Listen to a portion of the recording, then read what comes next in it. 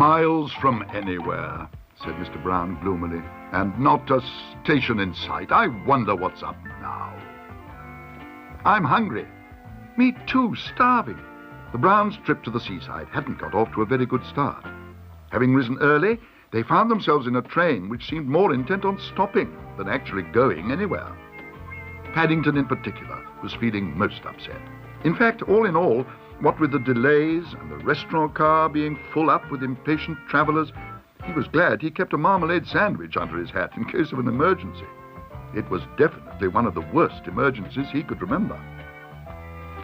"Would you like a nibble, Mr. Brown?" he asked. "I made it in bed last night."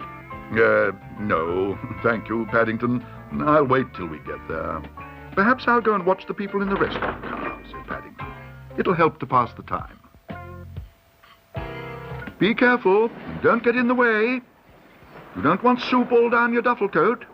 But her words were lost as the train got underway at last. In any case, Paddington had his mind on other things. Mr. Brown had promised them lunch on the train, and he'd been looking forward to it as much as the train ride. He'd never eaten on a train before, and the thought of having the two together had been beyond his wildest dreams. As he drew level with the kitchen, Paddington suddenly paused. It was like peering into a different world. A world of clanking pots and sizzling pans, and people hard at work as the train rocked on its way. Even as he watched, a waiter came dashing in from the restaurant and deposited a pile of dirty plates right in front of him. It was as he was removing some gravy from his eye that Paddington suddenly overheard a snatch of conversation from the kitchen. "Don't take any more orders for the fish. It's off." "I'm not surprised. It's one of them days. Everybody's been asking for it. Some days it's all meat, other days it's fish." "Good job I stepped on it. Otherwise some of them would have been unlucky." Paddington felt pleased he hadn't been eating in the dining car after all. He was a bear with a strong sense of right and wrong, and after directing a very hard stare indeed towards the kitchen, he decided to do something about the matter without further ado. "Excuse me," he announced. "I shouldn't eat that fish if I were you. It's off." "Off?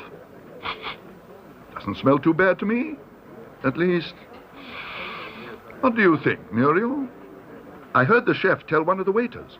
They've run out of fish, so he had to step on it." "The chef's stepped on it?" "I expect he wanted to make it go further," said Paddington. "Disgusting," called a man at another table. "Couldn't help overhearing what you said, Bear, and I must congratulate you. Smart bit of work."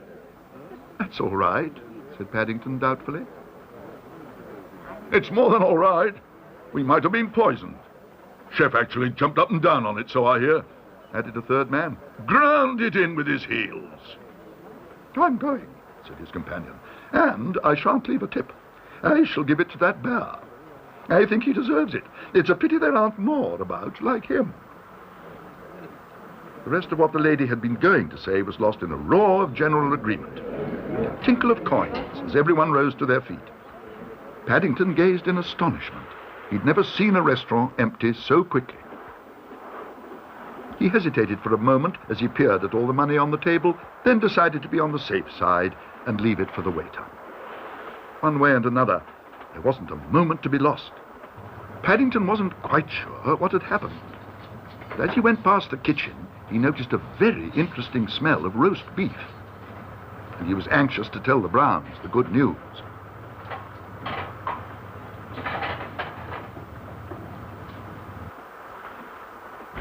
"Luncheon," he announced in his best waiter's manner, "is about to be served. But if I were you, I'd step on it, otherwise the chef might get there first."